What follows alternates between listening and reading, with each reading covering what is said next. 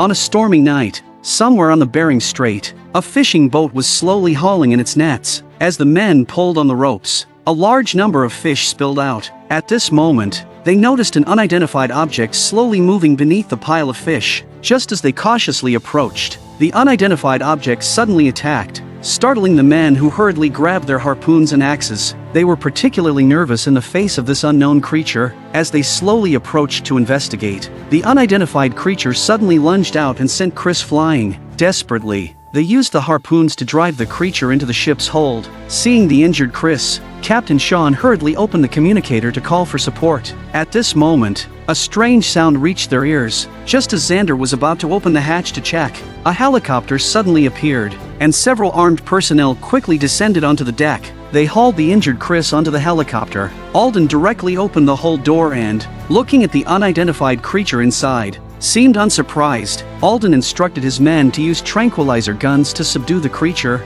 then place it into a specially designed iron cage. Thus, they disappeared into the night with the unknown creature and the injured Chris. Not far away, a mysterious fish tail slowly submerged into the sea. The next day, inside a secret military base, Alden was reporting the situation to Admiral Harrison. They walked into a laboratory, where a large tank held a strange-looking mermaid. In a bar, the crew members recounted their experience to Ben, hoping he would join them in finding Chris, who had been taken by the military. However, Ben, who worked at a marine research center, did not believe their story. On his way back, a girl suddenly appeared in front of Ben. Fortunately, Ben hit the brakes in time. The girl had disheveled hair and was naked, panicking as she tried to flee. Strangely enough, a girl of her age didn't seem to be able to walk very well. She stumbled a few steps and fainted. Ben had no choice but to cover her with his clothes and help her into the car. Seeing the girl breathing rapidly, Ben immediately contacted Dr. Abbott and then drove back to his home.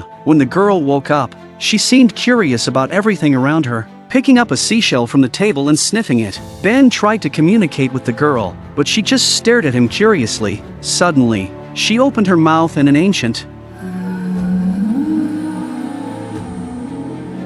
mysterious sound came out, instantly mesmerizing Ben with her enchanting song. A knock on the door abruptly interrupted the girl. It was Dr. Abbott. When they entered the room, they found that the girl had disappeared. The girl slept through the night in an abandoned boat. When she woke up, she seemed curious about her own feet. At that moment, a mouse jumped down and the girl quickly caught it. After a satisfying meal, the girl walked through the streets, looking around as if searching for something. She stopped at the entrance of a marine antique shop. Helen's expression gradually turned to shock and even fear as she studied the girl standing before her. Just then, Ben happened to pass by and saw the girl. By the time he crossed the street to reach Helen, the girl had disappeared. Ben immediately asked about the girl's whereabouts, but Helen refused to say a word and hurriedly went inside. The girl then arrived at the docks, where she found a fishing boat named Polaris. She crouched down by the fishing net and closed her eyes, beginning to remember. It turned out the girl was a legendary mermaid. During a deep-sea hunt with her sister was caught in a human fishing net and subsequently vanished. The girl had risked coming ashore to find her sister.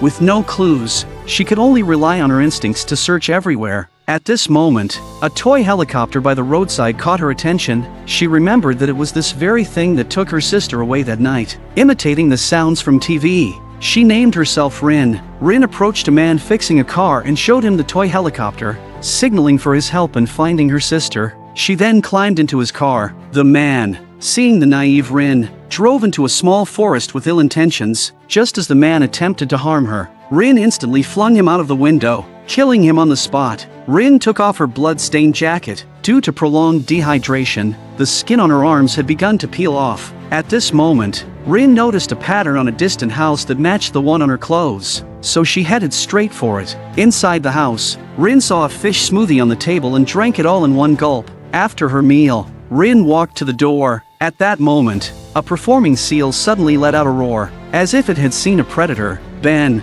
returning to his studio, spotted Rin. Rin hurriedly ran inside and looked at him with hostility. Ben slowly expressed his goodwill towards Rin, and she gradually calmed down. Ben told Rin that the song she hummed the first night they met, that ancient and mysterious sound, had bewitched him and lingered in his mind ever since. Seeing Rin's weakened state, Ben carefully examined her arms and told her he would find a doctor to help her, but with no doctor arriving and Rin's skin drying out and peeling extensively due to prolonged separation from the sea, Rin weakly looked out the window at the ocean and began to crawl towards it. Using her last bit of strength, Rin laboriously crawled to the water's edge and then dove into the sea. Under the moisture of the sea, Rin began the painful process of transformation. Her hands gradually turned into claws, a fin sprouted from her back, and her legs fused together, transforming into a tail. In an instant, Rin became a mermaid. Ben noticed something unusual on the monitor and thought Rin had fallen into the water. He hurriedly grabbed a flashlight and dove into the sea. However,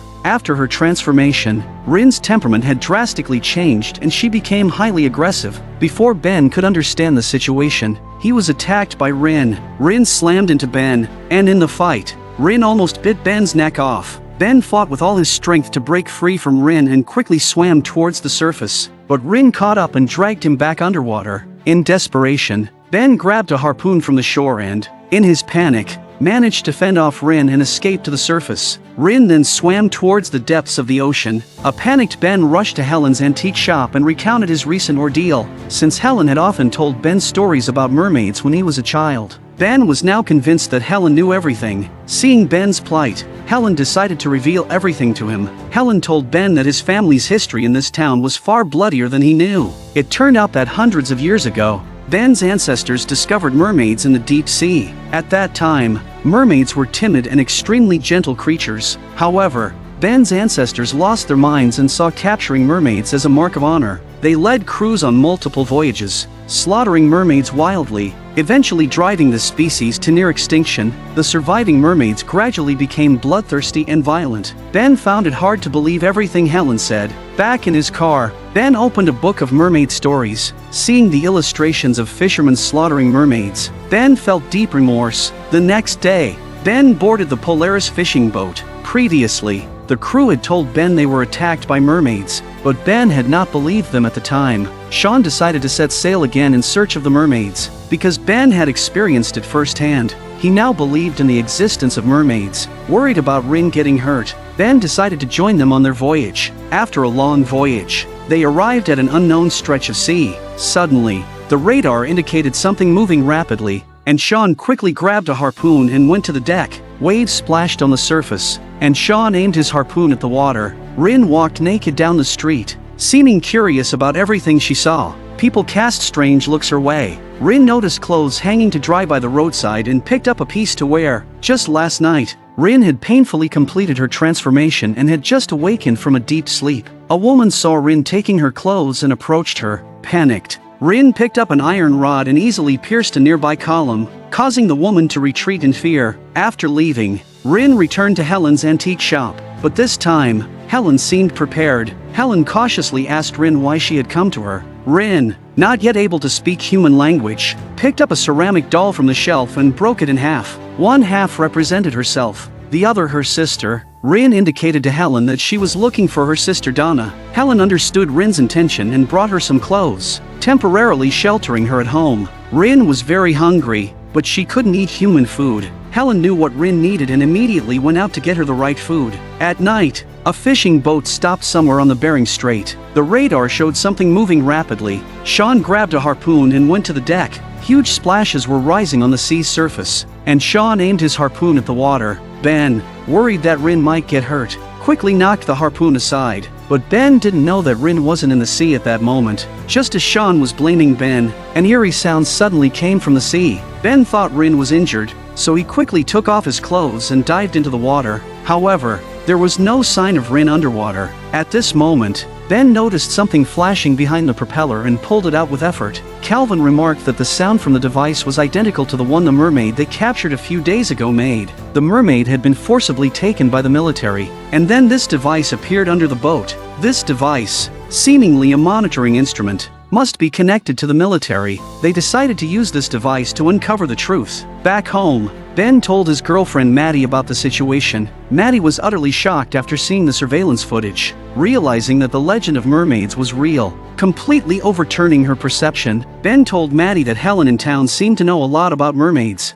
and he wanted Helen to identify the sound from the device. At the antique shop, Ben explained his purpose to Helen and then directly turned on the device. The sound instantly reached Rin's ears. It turned out to be the scream of Donna, Rin's sister, being used as a research specimen. An enraged Rin overturned the table and quickly appeared before them. In extreme sorrow, Rin grabbed the device and kept calling her sister's name. Helen told Rin it was just a recording. Ben cautiously turned off the device. Furious, Rin lifted the device, but some seawater from it splashed onto her arm. Rin's arm started transforming into its mermaid form. Fortunately, there wasn't much seawater, so Rin's arm gradually returned to normal. Slowly, Rin calmed down as well. Ben realized Rin's purpose for coming ashore and expressed his willingness to help her find her sister. At this moment, Rin grabbed the device and walked out. In a secret base somewhere, Donna was being kept in an enclosed container. Researchers forcibly extracted Donna's DNA and injected it into a paralyzed white mouse. The next day, the white mouse miraculously recovered.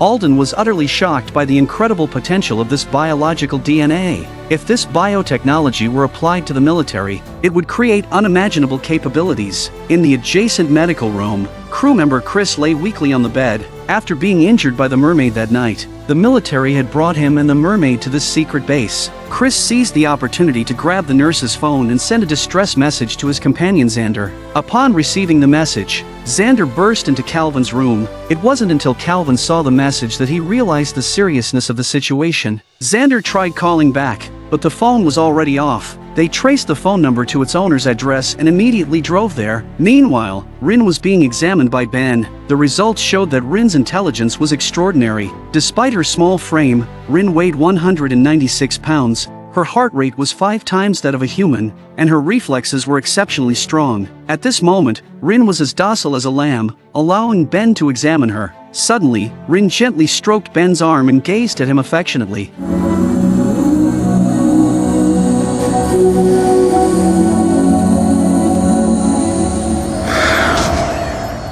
On the other side, Xander and Calvin arrived at their destination just in time to see the nurse preparing to leave. They quietly followed her. It wasn't until nightfall that the nurse reached her destination. Seeing the nurse enter a soldier-guarded base, they decided to follow her to investigate further. At that moment, 2 armed soldiers ran towards them. Terrified, Xander and Calvin quickly turned the car around and fled. Inside the base, Alden received a call from Harrison. Harrison said they had received facial recognition information from the lure device and had identified the person who took the equipment. The person shown on Alden's phone was Ben. The next day, Ben received a call from Xander. Xander told him that they had followed the nurse to a military facility and were then discovered and chased away by soldiers. They were now keeping watch near the nurse's house. Ben told Rin that her sister and Chris were likely being held in the same place. Anxious, Rin wanted to find her sister right away. However, Rin had already been out of the water for several days, and her skin was beginning to peel. With Ben's persistent persuasion, Rin reluctantly agreed to stay. But leaving Rin alone here was also dangerous, so they decided to take Rin to Helen's house.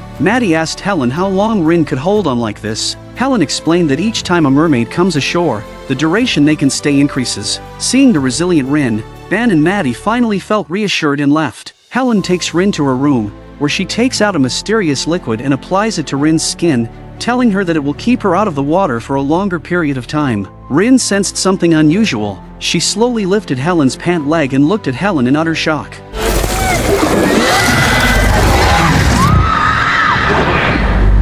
Chris heard a horrifying scream and quickly pulled out the needle from his hand, escaping amidst the chaos. In the hallway, he encountered a blood-soaked girl, who seemed terrified. Thinking that Donna had been brought in by the military as well, Chris tried to escape with Donna. He took the keys from Donna's pocket and found a car. Using the access card around Donna's neck, he fled the base. The next day, Ben found Xander and Calvin. Maddie suggested going inside to search for clues. Inside, Maddie found a photo of the nurse in military uniform. It turned out the nurse was a military medic. Ben concluded that the military must be conducting some secret experiments. Just then, a car pulled up outside, and they quickly hid. The 2 people who entered were also searching for something. Ben speculated that something must have happened to the nurse and that she wouldn't be returning. He insisted they needed to go back to the base to investigate. Back at the base, Alden found a strange fish tail in the hallway. As he picked it up, it disintegrated into ash. Alden sensed something was wrong. Entering the lab, Alden found the room littered with corpses, including his prized assistant, dead in the tank. Alden immediately checked the surveillance footage and learned the truth. In the video, the mermaid stood up and knocked the staff away with her tail. The dark lab had become the mermaid's hunting ground, filled with screams. By the time the soldiers arrived, the scene was a massacre, with no survivors, and the mermaid had vanished. The hallway camera revealed the mermaid, transformed into human form, staggering out. At that moment, the mermaid happened to run into the nurse who was leaving and killed her on the spot. Then the mermaid put on the nurse's clothes. Later, she met Chris and escaped the base with him. Meanwhile, Ben and his team were unaware that their companion had already escaped the lab. They quietly approached the military base and saw soldiers loading something that looked like a body bag into a vehicle. Assuming Chris was inside, Xander and Calvin followed the vehicle. Ben then received a call. Learning that Rin was getting weaker, Ben decided that Xander and Calvin should search for Chris while he took Rin back to the sea. Looking at Rin, who was about to return to the sea, Maddie gives her favorite necklace. Ben handed Rin a tracker. He told Rin that it would allow them to find her and that they would come to help if she was in danger.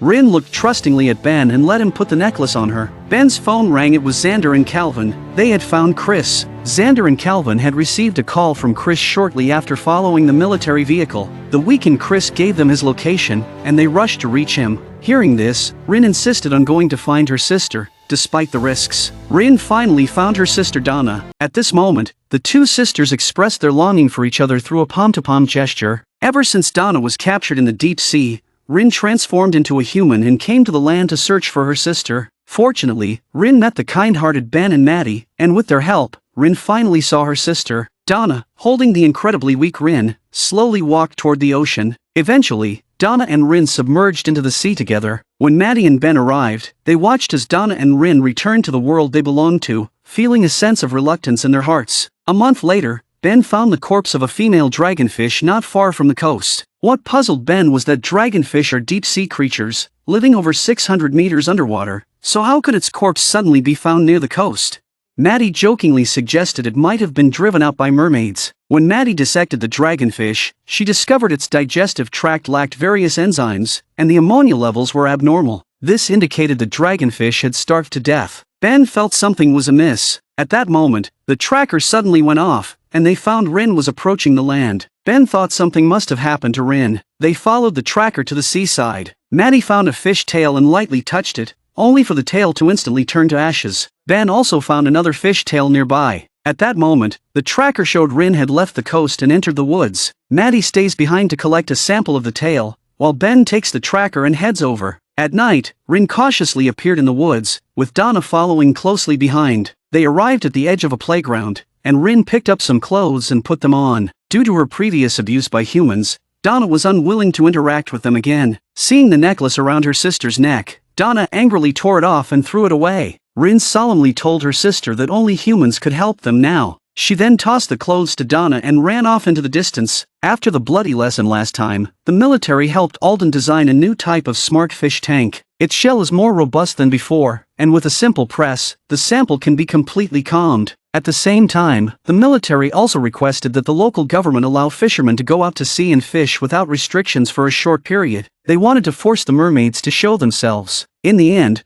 what awaits the mermaids are these cold cages. Ben and Maddie followed the locator but didn't find any trace of Rin. On the way back, Maddie informed Helen about Rin's return. When Ben and Maddie returned to the research center, they were surprised to find that Rin had already come back. Rin introduced her sister Donna to them. Helen arrives just in time, and then she asks Rin why she's back on land. Rin explained that due to overfishing by humans, there was no food left in their ocean habitat. They risked coming ashore to find food. At this moment, Donna saw the dragonfish on the table. She thought Ben had taken their food and instantly became furious. Donna grabbed Ben by the neck. Seeing this, Rin hurried to stop her, and the two sisters immediately began to struggle. Fortunately, Ben ignited a flare, which scared Donna away. Starving, Donna sneaked into the fishport warehouse, pushed open a lid, and began eating the raw fish inside. At this moment, a staff member on duty discovered Donna. When Donna turned around, her fierce look frightened the man, making him want to flee. Donna jumped up, grabbed the man's neck, and they both fell to the ground. The man quickly pressed the alarm button, and only then did the alarm sound scare Donna away. Rin told them that after being captured by humans, Donna was subjected to human torture. They drew Donna's blood daily for experiments and even took tissue samples from her body. So Donna harbors a deep hatred for humans. To prevent Donna from harming innocent people,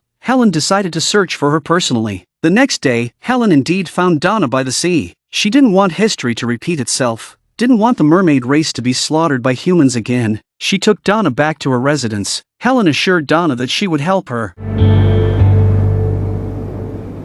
I am one of you. Just a few hours ago at a banquet, Ben's mother Elaine introduced him to a marine biologist. Ben took a closer look and realized it was the same scientist Xander had mentioned, the one working for the military, Alden. Alden believed Ben knew nothing about the military's activities. However, Ben deliberately leaked some information to Alden. Alden looked at Ben in disbelief and then demanded that Ben reveal the location of the mermaids. Ben agreed to Alden's request, on the condition that the military cease all actions to capture mermaids. Desperate to see the mermaids again, Alden divulged the military's plans to Ben. Alden said that tonight, a fully armed military vessel would head to the location where the mermaid was previously captured. They planned to use bait to lure the mermaids out and then surround them with firepower. Ben knew something was terribly wrong, wondering if the tragedy from hundreds of years ago was about to repeat itself. Not long after, the ancient song of the mermaids reached Alden's ears. Alden quickly followed the sound, while Ben also headed towards the forest. From under a large tree deep in the forest, Donna emerged. It turns out that she had deliberately lured Alden here with her song.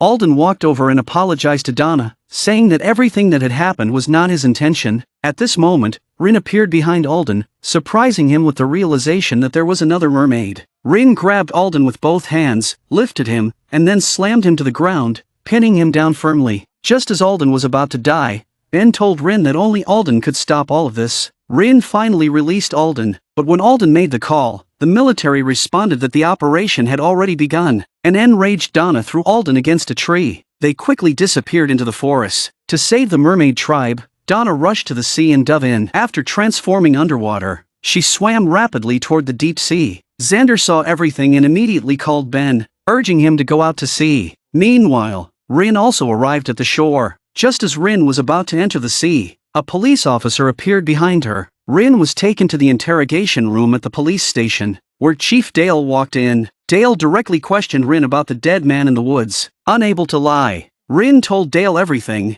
However, Dale found it hard to believe that someone as small as Rin could kill an adult male and kick him out of a car on her own. Dale asked Rin if anyone had helped her, but Rin misunderstood and mentioned Ben and Maddie. Dale was incredulous and immediately summoned his daughter Maddie to the police station. Seeing that the situation had escalated, Maddie realized she could no longer hide the truth. She then explained everything to her father. Maddie poured the seawater from the fish tank onto Rin's hand. The moment Rin's palm touched the seawater, she began to transform. Dale watched in utter shock at what was happening. The group arrived at the location where the mermaid was previously captured and found a boat drifting on the sea. They picked up harpoons and boarded the boat, but the deck was empty. They found guns and bloodstains on the deck. As they were searching around, suddenly a spear shot out from the sea, followed by another one. A creature jumped onto the boat from the sea. It was a male mermaid. The fierce-looking male mermaid, Levi, advanced toward Ben. In a critical moment, Xander fired his gun, intimidating Levi, and another shot forced Levi into the cabin. Suddenly, a strange sound came from the deck. Donna was staring eerily at Chris, who seemed hypnotized and dropped his weapon, walking toward her. At the crucial moment, a companion fired a flare gun, and Ben pulled Chris back. Donna, holding a spear and with a fierce look in her eyes, advanced toward them. Fortunately, Ben pressed the winch button just in time, and Donna was knocked into the sea by the fishing net. However, Levi sneaked into the wheelhouse and attacked Sean. Hearing his father's scream, Xander rushed over and started shooting at Levi from the deck. In the end, Xander could only watch as Levi escaped into the sea. Sean did not survive. Xander blamed all of this on the mermaids. He was heartbroken looking at his father's body, but they couldn't just take Sean's body back. They couldn't explain Sean's death to the people. No one would believe their story, and it would only bring them legal trouble. Xander had to suppress his grief and leave his father's body in the sea. Xander then told Ben and the others that his father had drowned after getting tangled in a fishing net. The next day, Maddie told Rin about what happened the previous night. Rin felt extremely ashamed and sought out the despondent Xander. Rin blames herself for Xander's father's death. At that moment, Xander sensed something. He thought there was more to Rin than met the eye and wanted to confront her. Just then, Ben stopped Xander and told him everything. Knowing the truth, Xander was furious, now harboring deep hatred for the mermaid race. With that, Xander returns home, where he grabs a weapon and prepares to go after Rin for revenge. On the shore, a small teddy dog was barking furiously at the water, as if something terrifying was in it. The dog's owner looked at the sea but saw nothing. As they left, 3 shadows flashed vaguely in the water. Soon after, on a secluded beach, 3 mermaids were painfully transforming. After transforming into humans, they encountered some passers-by. It turned out the long-haired mermaid was Katrina, the leader of the underwater tribe, who had come ashore personally for Rin. Donna brought Katrina to Helen's antique shop. Sensing something was wrong, Helen became nervous. Donna wanted to know Rin's location. Seeing that Helen didn't answer right away, Levi pinned her against the wall. Katrina, not wanting to alarm humans, decided to leave temporarily. A shaken Helen immediately notified Ben. When Rin heard the news, she decided to meet the leader to prevent innocent people from getting hurt. Rin knew where her sister would look for her. Returning to the ocean center, Rin found Katrina waiting for her. When Rin sees Katrina, she bows her head in submission, but Katrina is murderous towards Rin. Donna, who was in the dark, then realized that Katrina had come not to take Rin back but to kill her. Brave Donna shielded Rin with her body. A fierce battle was imminent. Clever Ben picked up a bucket of seawater and splashed it on them. Upon contact with the seawater, they were in agony, because once a mermaid touches seawater, they instinctively start to transform, and this process is excruciating. Ben took the opportunity to drive away with Rin and her sister. After reaching a safe place, Ben felt that things were not so simple. Why would the mermaid leader want to kill Rin?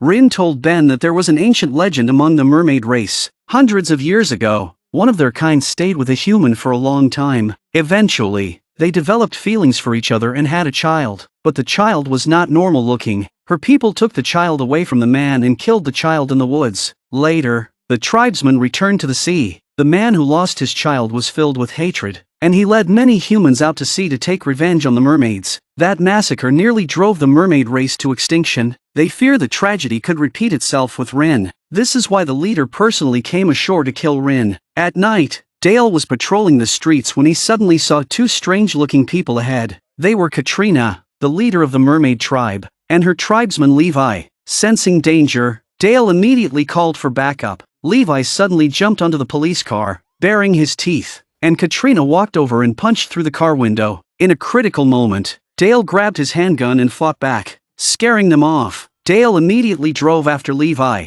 With a sharp turn, he knocked Levi unconscious. Meanwhile, Maddie, sitting by the radio, informed Ben about the mermaid's whereabouts. An enraged Xander, seeking revenge for his father, headed toward the destination. On Dale's way back to the police station, Levi suddenly woke up. He frantically head-butted the wire mesh, causing the police car to lose control and crash into a roadside car. When Dale came to, Levi was nowhere to be seen. Dale picked up his gun and cautiously walked down the street. Rin appeared on the street and emitted an eerie sound, which attracted Katrina from a distance. Xander and his group had already prepared an ambush. Katrina followed the sound and came here. Katrina suddenly noticed the group hiding in the shadows. She quickly grabbed Rin and used her as a shield. Retreating into the darkness, Ben and his group quickly pursued. Katrina pushed Rin into a warehouse, throwing her to the ground. Ben and his group arrived and joined the fight.